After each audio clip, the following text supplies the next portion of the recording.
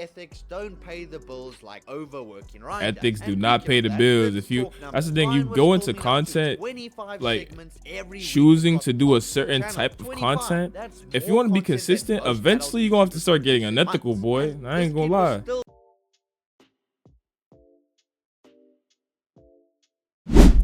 Yo, welcome back to the room, back at it with another video. Today we're gonna be reacting to Ryan Kaji's Parents Finally Lost Everything by Red Alert. Before we get into this video, make sure to sub, like the video, and comment if you feel like it. Let's get straight into the video.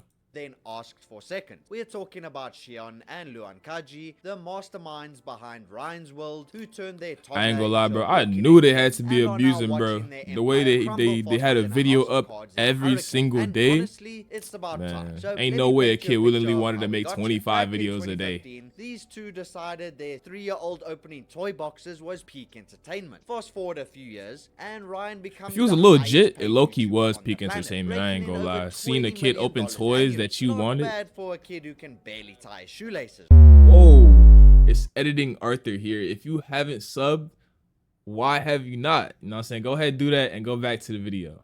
Right? But here's where it gets interesting. While Ryan was busy being a human cash cow, his parents were busy being, well, his parents turned managers, turned exploiters, turned whatever you call people who profit off their child's childhood. And so that's the odd, Kajis bro. quit their actual jobs. But hey, I ain't gonna lie. Once you see that money roll in, you come from humble background, you see them millions of dollars roll in. Hey, that takes your humility, bro. That takes that humbleness straight away. And basically turned their house into a content factory with Ryan as the star employee. Except here's where the water gets murky, because Ryan wasn't necessarily in a position to negotiate contracts or ask for bathroom breaks. But that didn't matter to his parents, because by 2019 Ryan's face was plastered on everything from Walmart toys to Colgate toothpaste. Hey, I ain't gonna lie, he looked happy.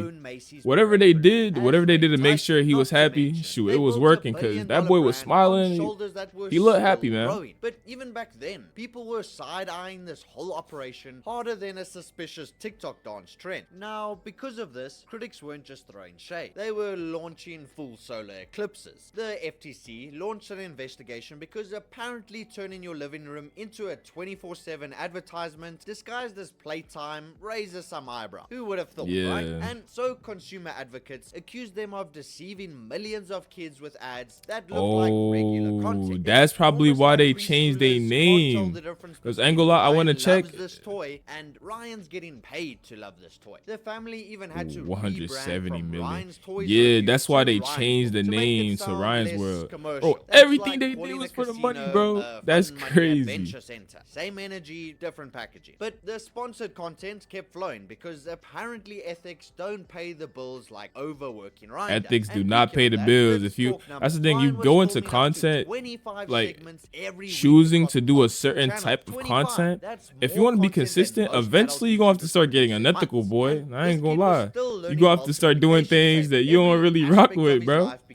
That's just what comes with it. Family vlogs, science experiments, daily routines. The boy couldn't brush his teeth without it becoming content. And the worst part is that no laws protected Ryan's earnings the way they protect child actors in Hollywood. All that money legally belonged to mommy and daddy. So while Ryan was out here being the family breadwinner, his parents were the ones holding the bread and the butter and probably the entire grocery store. But karma doesn't forget addresses, and it definitely doesn't skip YouTube channels. Because fast forward to today, and the Kaji empire is collapsing harder than a Jenga tower in an earthquake. It's collapsing, but they can't really, like, bro, they already made hundreds of millions off, bro. They can never lose on millions unless they, like, I don't know.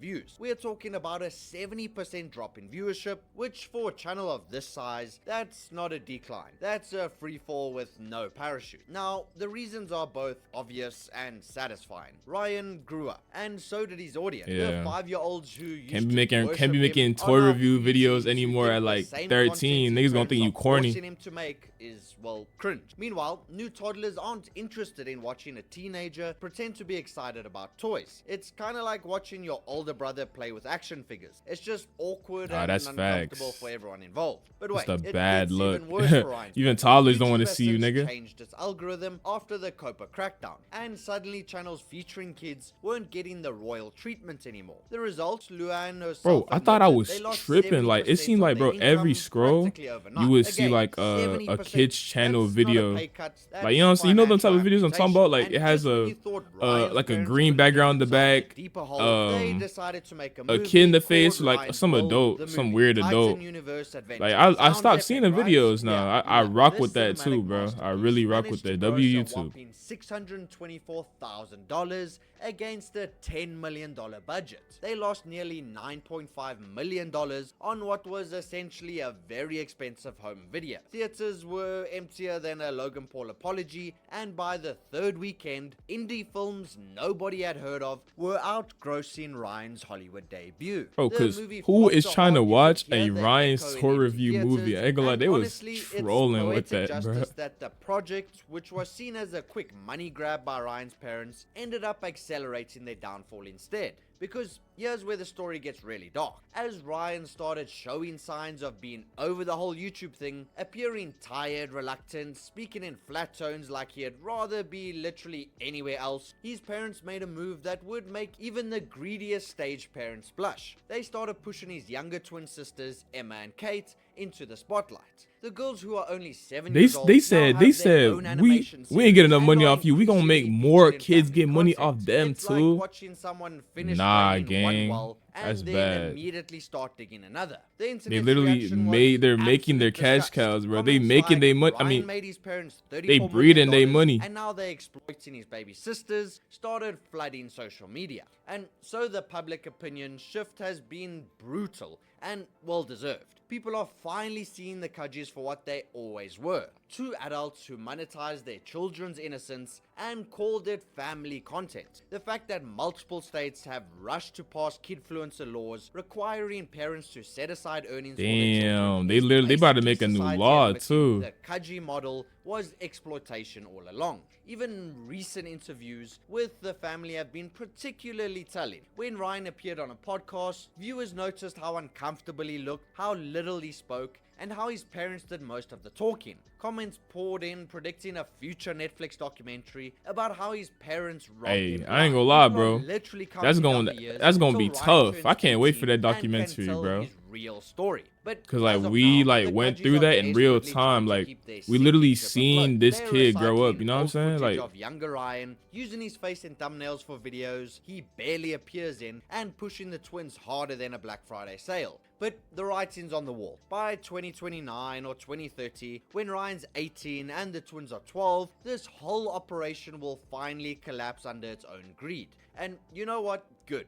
The fall of Ryan's world isn't just karma, it's a cautionary tale about what happens. Does that dad have a toupee? I feel like he got a toupee, bro. I don't know if I'm tripping. It looked kind of famous kid on the internet, but in doing so, they also guaranteed their own downfall. They still have money, sure. They've got their Hawaiian mansion and product lines, but their golden goose is cooked. Their reputation is in shambles, and their legacy will forever be those parents who use their kid for YouTube fame. Karma always finds its way of coming all the way back in full force, you know? So here's to Ryan Kaji. May he finally get the normal teenage years he deserves. And here's to his parents. To be honest, it's still cooked for him. Like, you can't ever really leave that behind, but you could try. Sometimes the best revenge is just letting karma do its job. And in this case, I don't know. I hope he does though. But let me know. Great video by Red Alert. If you enjoyed the video, make sure to subscribe, like the video, and comment if you feel like it. Peace.